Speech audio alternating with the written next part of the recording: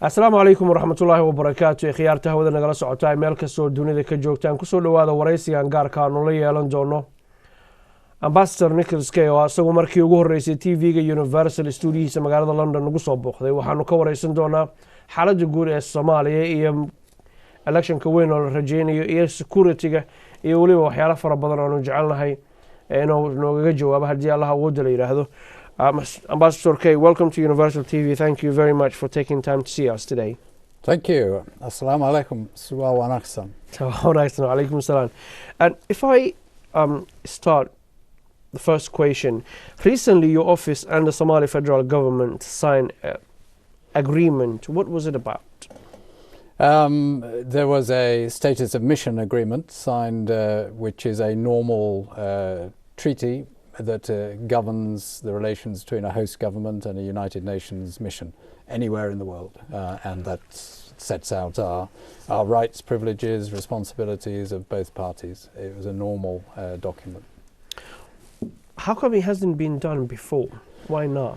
I understand actually it was done quite quickly. Sometimes these things, because they take a bit of negotiation through the lawyers, getting the text right, can take a year or so. So this was completed in about 7 or 8 months. So that was actually quite quick. Right. What is the difference between UNISOM and the UNBOS, and what has changed? UNSOM, the United Nations Assistance Mission in Somalia, is a mission which is now in Somalia, whereas UNPOS was based outside in Nairobi and visited Somalia. Our mission is based in Mogadishu. I live in Mogadishu, I work in Mogadishu. Our team is spread around Somalia. We have representatives in Kismayo, Baidoa, Garowe, Hargeisa. So we are very much an assistance mission in Somalia, and that's, I think, a very vital concept. Right. Security remains challenged. Could you update us where we are? Yes, security is a major challenge. It's a challenge that faces the international community, United Nations, federal government, but most of all the people of Somalia. People of Somalia have suffered now a lot and are continuing to suffer. The AlShabaab terrorist threat kills far more Somalis than it kills internationals or UN people. And it's very deeply regrettable, all this loss of life. Totally, I condemn strongest possible terms the AlShabaab terrorist activities and attacks. Is it getting better? Is it getting worse? It's always quite difficult to measure. At the moment, in the last few weeks, I'm cautiously optimistic in Mogadishu that the government's new security strategy for Mogadishu is beginning to have an effect. It's based, as you know, a lot on trying to bring the government closer to the people and at district level, with ministers appointed to be the contact point for each district. A new mayor is in place, as you know, Mayor Mungab, who has now been given some responsibility for the security institutions and organizations in Mogadishu as well. And he's making some changes of district commissioners. I understand some of them have been in place a long time, and he's refreshing the leadership of some of the districts. And there's some very important joint operations happening between AMISOM and the Somali National Security Forces as well, where they are searching and detaining suspects and also controlling checkpoints and access to the city much better. All of that in the last few weeks seems to be having an effect, but I think we need to be cautious and realistic as well. It is probably going to be some time before we see a complete end to the AlShabaab terrorist tactics, suicide bombers, very sad, misguided people, roadside bombs. These are the kind of things which AlShabaab are now having to use. Right, let's stay with the security. We know there's a large African Union soldiers on the ground, and yet we hear every other day or so explosions here and there and people being killed by AlShabaab. Are they failing to keep Mogadishu safe, let alone anywhere else? Mogadishu, as I say, the security there with the new security strategy is beginning to show signs of improving. And it's far from the case that every day there are incidents in Mogadishu. I live there, I work there, I travel around Mogadishu frequently. You can see very clearly people are doing their normal lives. They're going to the markets, they're going to school, they're going to university. It's a city that is working, the economy is growing, the port is very busy, but there are occasional and isolated murderous terrorist attacks. AlShabaab, who plant a bomb in a restaurant, for example, and kill lots of people. It's unfortunate. It's very, very despicable. But it is not what is the daily experience in Mogadishu. The daily experience in Mogadishu is of growing security and growing prosperity. People of Mogadishu often complain the checkpoints, making their life very difficult. And yet, these bombs do go off. They get in a double hit, don't they? I mean, there are always balances that are necessary to be struck, but I think most people in Mogadishu whom I meet, and from what I understand, most people thoroughly support better security. That's what they want, that's what they need, and they are prepared to certainly put up and cooperate with the security forces. And it is important that we have people's cooperation as well, because it's their security that we're talking about, and they are the ones who can very much help to deliver better security with information and cooperation with the Somali security forces. Right.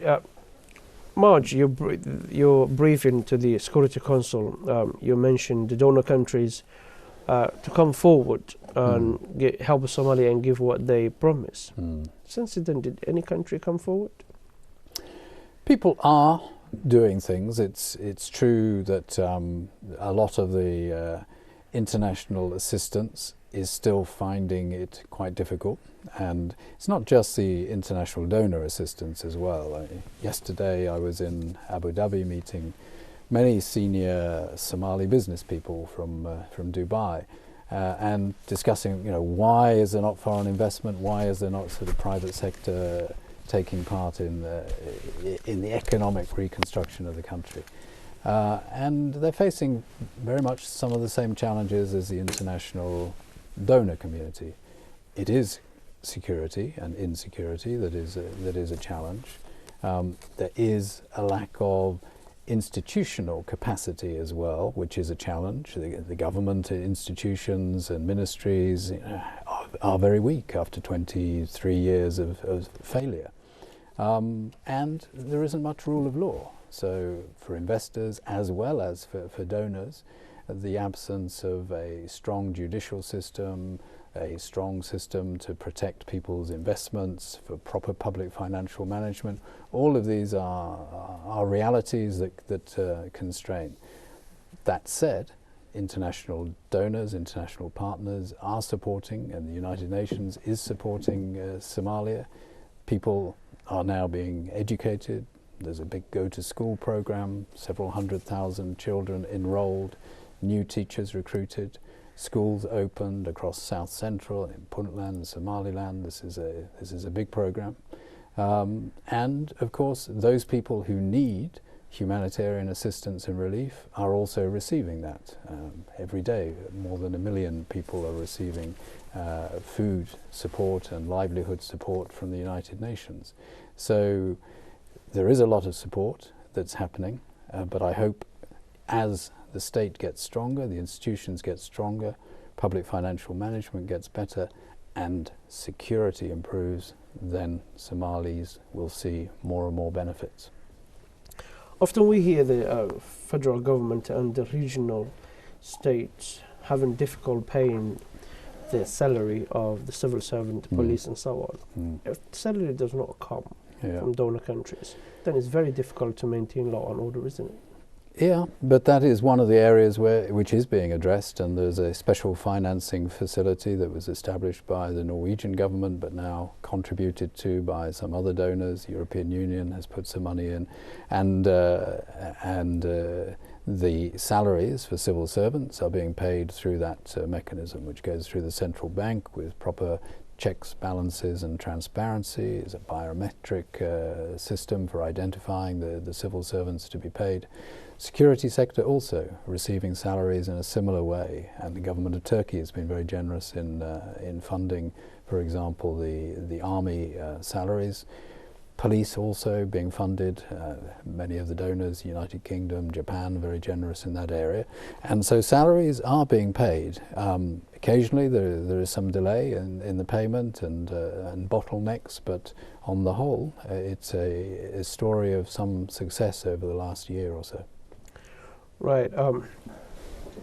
What is the United Nations and the international community doing in order to solve the problem in southwestern Somalia, where 6 regions versus 3?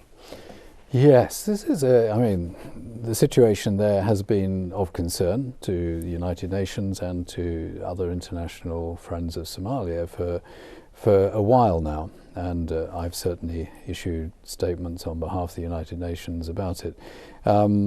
I think it's important that we use the same approach in Baidoa and the question of the 6 and 3 regions as we use elsewhere in Somalia.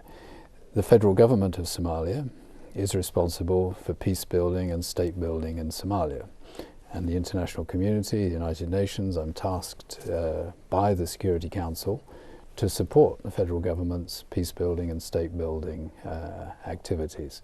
The federal government now has been quite clear in how they want to approach the 3 region, 6 region issue. They have made very clear that the interim Juba administration, the result of the Addis Ababa agreement of last August, exists and should be respected. Those 3 regions, Lower Juba, Middle Juba and Gedo, are accounted for by that agreement and that organization.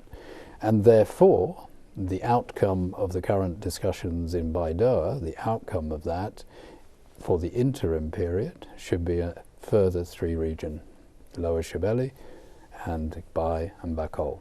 The government has been very clear about that, and we, and I have expressed it publicly and in the Security Council, we as the United Nations respect that position, and it's our duty now to support them as they work to achieve it.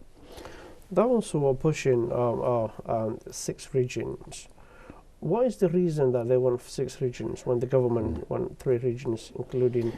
As you know, this is a very long-standing historical sort of aspiration as well, and with many legitimate reasons and grounds for wanting it.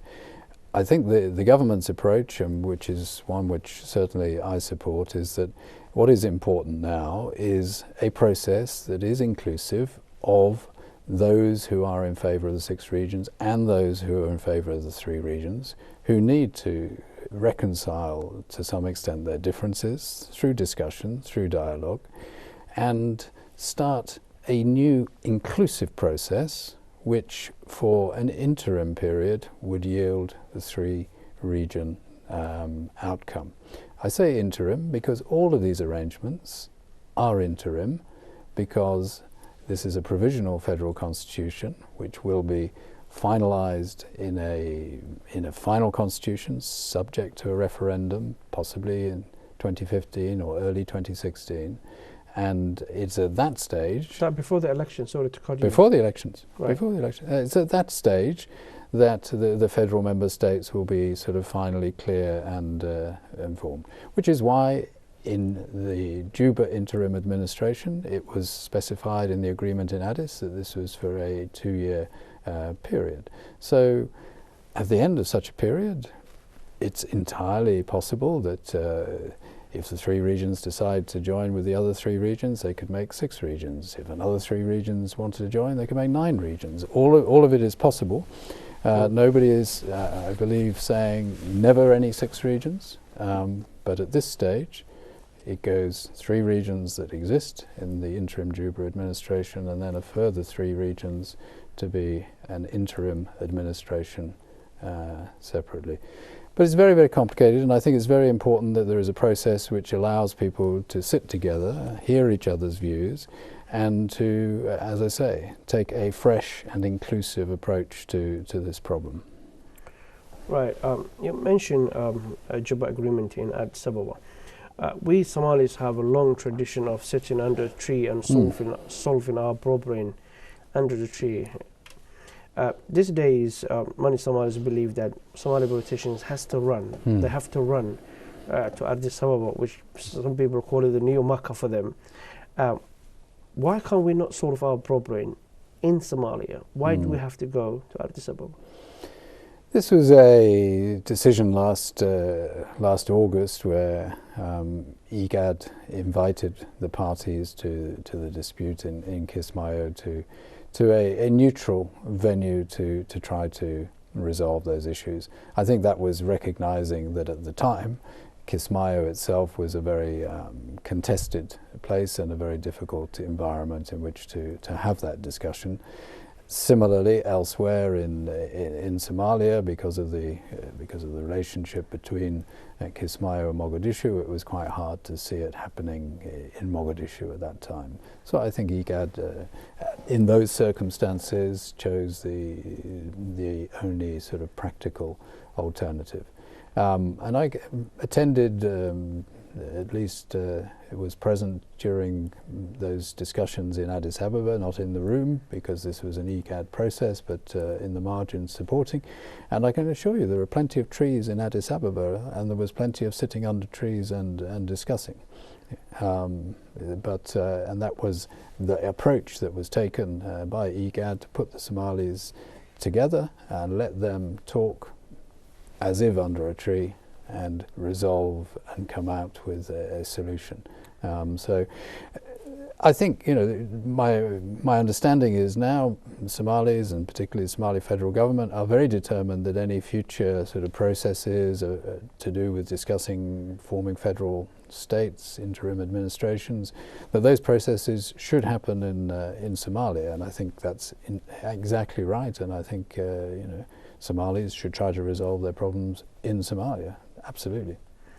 Garowe, it could take place in Garowe, it could take place anywhere in Somaliland where there's peace. And the trees are Addis Ababa and the one in Somalia, they're both trees, but what I was referring to is what you just said, solving our problems inside our country without interference from Egad, in particular Ethiopia and Kenya. Yes, I'm not sure that Egad should be seen as interfering. There comes a time in many of these sort of political processes where a degree of facilitation, a degree of support, a degree of advice is necessary and a welcome thing. Somalia itself, as we know, is a member of Egad, a founder member of Egad, so this is not some sort of foreign body. This is a body that exists to try to support and foster peace and development in the whole of the Horn of Africa region. Right. Recently we heard the conflict between Somalia and Somaliland in the town of Taleh, historic town of Taleh. What is your office's role to bring this, to diffuse the situation?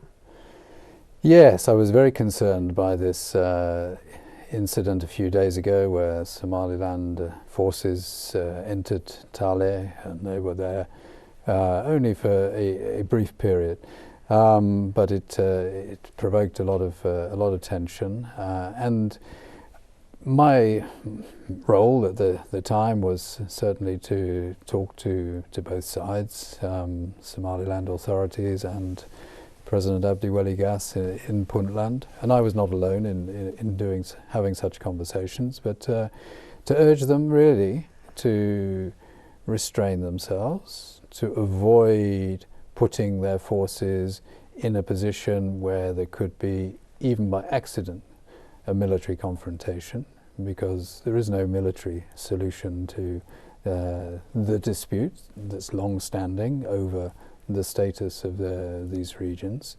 And as you well know, it's a complex process as well, because there are those on the ground who aspire to be neither a part of Somaliland nor a part of Puntland. As people of well. Khartoum. The people of, yes. Yeah. Right. And so it's a complex environment, which in the end will require a definite political process, and discussion is never going to be resolved by force of arms and by military means. And my message was very clear. The United Nations spoke very clearly to both parties, and we welcome what seems now to be a calming and a cooling of the situation and a separation of the forces, and that's very important that continues. And not least because there are real security issues to do with, for example, the presence of AlShabaab in the Galgala hills, and largely as a result of the pressure that AlShabaab are under now with the offensive in south-central Somalia. And both Somaliland and Puntland, I think, really should be sort of focused on trying to tackle the problem of AlShabaab in their area. Right. You said they should be solving this through peaceful means. Somali president said the same things. United Nations, you are saying the same things. The USA also say the same things. But at the end of the day, it comes down to the ownership of those territories, isn't it? Somalia says that it's belong to us. Somaliland says no, it's belong to us. So unless and the people on the ground, or some of the people on the ground, have a different view as well. Different view completely. Yeah. So here you have this deadly triangle. How do you deal with that? How do you solve that? Well, I think, to some extent, the first thing that's important is to manage the problem and manage the reality. And the reality exists that there are three competing claims over the destiny of this area. So to manage that, I think it's very important that both Puntland and Somaliland renew what they had before, which was a technical level of cooperation on security matters, so that they have the channels and the means of communication so that they can manage any tensions responsibly and avoid sort of flashpoints and surprises that can lead to conflict. I think that kind of managing of the problem is very important. In the end, it will also require, obviously, some kind of structured dialogue between Puntland, Somaliland, and also the federal government of Somalia has a view, and the people on the ground have a legitimate view. And I think it will take a while before probably the conditions are right for that to happen, but eventually there will need to be that dialogue. You mentioned earlier that you've spoken to Somaliland government regarding this issue of Taleh. What did they say? They gave reassurances that they had no interest in conflict or fighting at all, and that they, on the day that I spoke to them, that they would be withdrawing their forces from Taleh. And what about President Qasim Puntland? Also, absolutely no interest in a war or a conflict at all, and was very, very clear that was not his wish or intention at all. Right. Let's talk about the 2000 general election in Somalia. Do you think it will take place, given the current situation? 2016 elections in Somalia? Yeah. I think there is still a very good chance that the vision for 2016, which the government is formulated based on the provisional federal constitution, can be achieved. There are three components to that, as you well know. First is the process of federalism and forming the federal member states as interim administrations. And secondly, then, a discussion and a negotiation of a new constitution, which will be about how these federal member states relate to the federal government, how they share revenue, resources, power, and that will be then framed in the final constitution, which will go to referendum. And then the third step is, based on that new constitution, free and fair elections across Somalia. Free and fair elections. Sorry to interrupt you there. would that be free from the neighboring countries influencing and intermingling the Somali business? Free means that the people of Somalia should have the freedom to choose who they want to govern them. And this would be an absolute landmark achievement, as you will well know more than me. There's been no truly democratic election in Somalia since, I believe, the late 60s. So this is absolutely would be a landmark achievement. It is also a very ambitious and quite a tough job to realise. I believe Somalis are committed, and they want to have a direct say in who governs them. They want to appoint an administration at the federal level and a president that is directly accountable to the people. I think this is a very strong aspiration that exists, and it is our task as the United Nations to try to help to facilitate and assist the Somali people realise that aspiration. Right. Would it be the reason why I asked the question was, often whenever the Somalis are trying to do something for themselves, the neighboring countries intervene. Could you ensure the Somali people that the neighboring country, in particular Kenya and Ethiopia, would not intervene or influence any way, shape or form that election? I think it is extremely important that the Somali people are left to decide themselves who will govern them and who will represent them in Parliament. I think that's absolutely clear. Before that happens as well, the Parliament in Mogadishu needs to pass a law to establish political parties.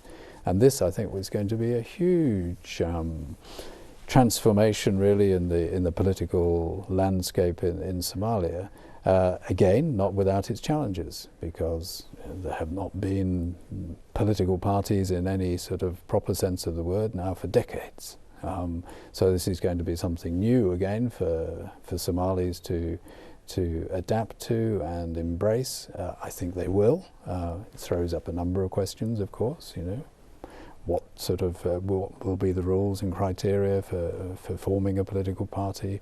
What will be the role of religion, region, clan in all of those decisions? So the Parliament will decide, and this is a piece of pending legislation, one of many pieces of pending legislation which they need to tackle.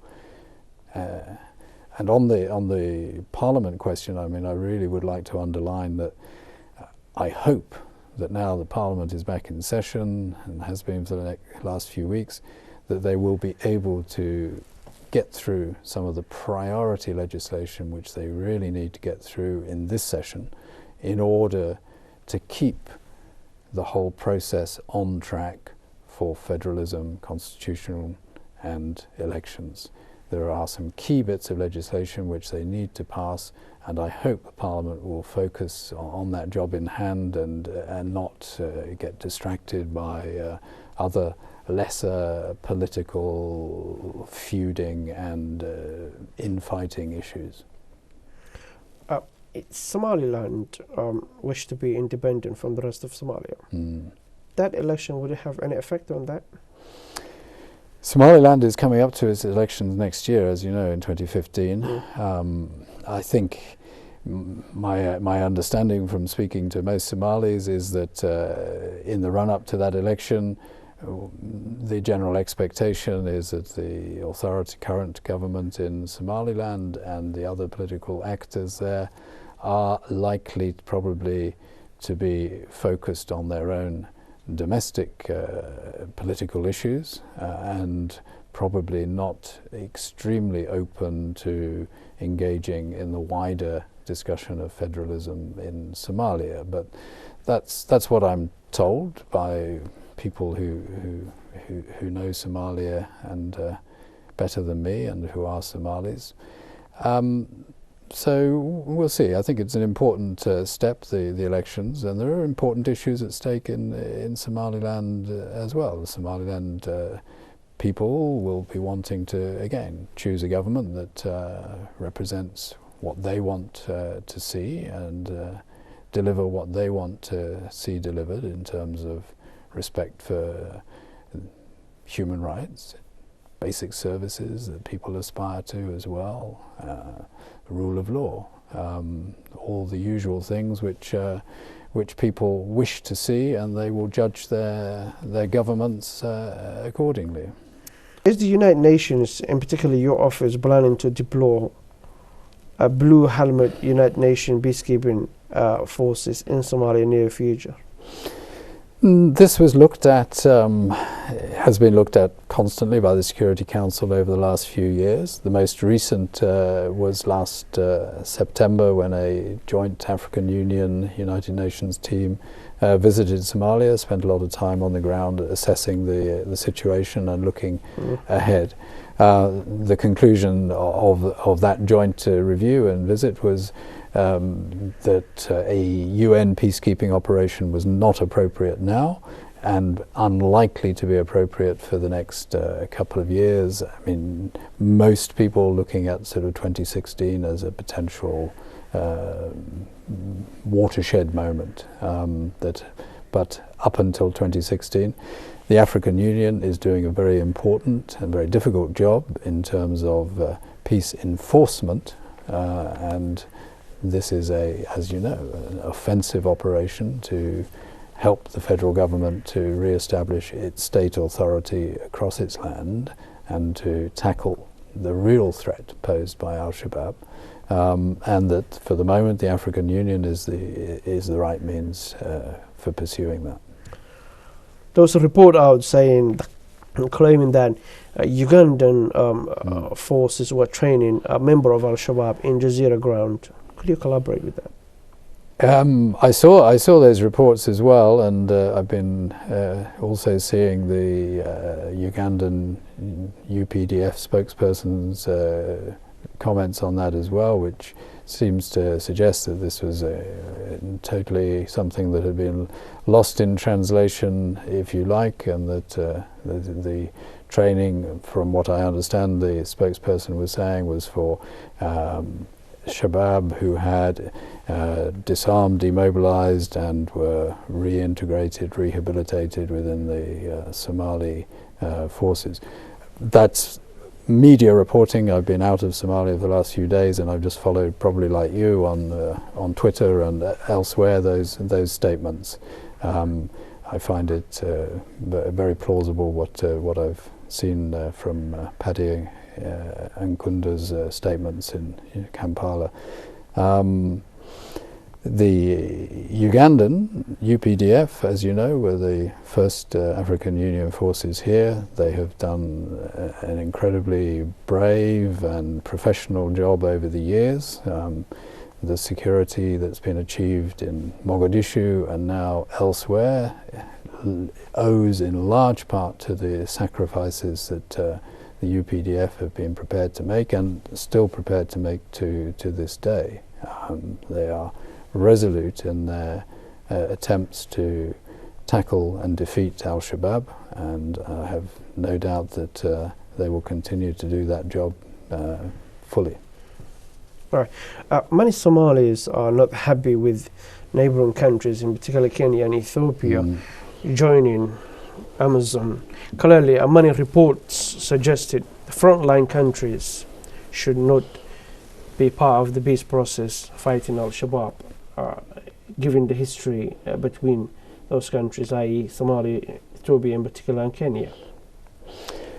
I've heard those views, but also I've heard many views that speak of the advantages these troop contributing countries bring as well, in terms of familiarity with the country, in some cases familiarity with the language and culture as well, in the case of Djibouti. And I'm sure the African Union has looked at the advantages, disadvantages, and has made its decision accordingly. I think all those troop contributing countries, whether they're Kenya, Ethiopia, Uganda, Djibouti, are doing a very important job, which the Somali people should recognize as helping them to achieve the security which for the moment, unfortunately, the Somali National Security Forces are not yet in a position to do themselves. Right. Speaking of Somali National Army, having those countries involved in Somalia, it undermines creating a stronger Somali National Army because all the resources go to Amazon rather than Somali Army. Can you not see the problem there? I don't think it's true that all the resources go. Most of it, let's face it. The Security Council in November passed Resolution 2124, which is a very important one because it now authorises the United Nations to give logistic, non-lethal support to the Somali National Army for their joint operations. And I think that is in recognition of the fact that, yes, the Somali National Army lack the resources in order to take an active role in the fight and in the operations. They now have that support, and they are conducting joint operations with AMISOM across the country, and very successfully, including in Mogadishu itself. But you're absolutely right, the long-term development of a new Somali National Army, a new Somali National Police is very, very important. Resources are going into that from donor countries, from partner countries. There is the European Union now that is training Somali National Army at the Jazeera training camp in Mogadishu. There is other partners such as United Arab Emirates that is funding a cadet training school also in Mogadishu, and other initiatives as well. So it's happening. I think it needs to probably happen faster and with even more resources, but it's wrong to say that it's a zero-sum game between AMISOM and the SNA. Right. Finally, free media is essential in every democratic country or society. We know in Somaliland recently 2 large media corporations were shut down after they published articles alleging corruption in the heart of the government. Do you ever have words or talk to a Somaliland government in order to make sure that freedom of the press is respected? Freedom of the press is extremely important, be it in Somaliland or any other part of the region. And the United Nations is always amongst the first to draw the attention to the importance of the freedom of the press, freedom of the media in general. It's a fundamental part of human rights. In the case of Somaliland, as you know, the United Nations Assistance Mission in Somalia has not so far been welcomed or received by the government in Hargeisa. And however, I am cautiously optimistic that we may be in a position to start resuming at least some contact and dialogue on some of these important issues that are out there. They include human rights, but they also include political progress and state building, parliamentary technical assistance and support, as well as security sector reform and support for the development of the security sector. All these tasks which the UNSOM mission is mandated by the Security Council to do, and we look forward to the opportunity of engaging with Hargeisa much more closely on those issues in the future. Right. What is your message to the Somali people around the world? My message at 2014 is a very, very crucial year. This is a year in which really I think the future of Somalia will be decided. It hangs a little bit in the balance as to whether the ambitious political goals of federalism, constitutional reform and elections, whether that can be achieved, as the Somalis have said they want to achieve by 2016. If there isn't significant progress on that front this year, including progress in the Parliament, the passing of legislation, the setting up of commissions, if we don't see the progress on that, then we will know that we are off track. So there's a lot that hangs in the balance there politically. I think security-wise and militarily-wise, this is a crucial year as well, as AlShabaab are now being taken out of many of the towns and removed from many of the towns that they were controlling, as the AMISOM Somali forces now are pressing home their geographic advantage across the country. That is a great opportunity. State authority is being extended. It's a great opportunity because it allows things which were not possible before to happen. For example, polio vaccinations are now much more easily done. It also allows much better chance for installing administrations and justice systems that people want. But it also throws up challenges as well. The challenges at the moment are that AlShabaab have occupied the countryside rather than the towns and are threatening the supply routes to those towns. And we have disturbing reports that they may be deliberately stopping the delivery of food to some of these locations. And so that is a challenge as well. But I think 2014 is going to be a decisive year in the campaign against AlShabaab, and by the end of the year I think we'll see a much weaker Shabaab in terms of its terrorist and military capability, and I think we will see probably elements of it also wishing to become involved in the political process rather than the terrorist campaign. Ambassador Nicholas Kay, thank you very much for being on Universal. Thank you very much indeed. Thank you. you.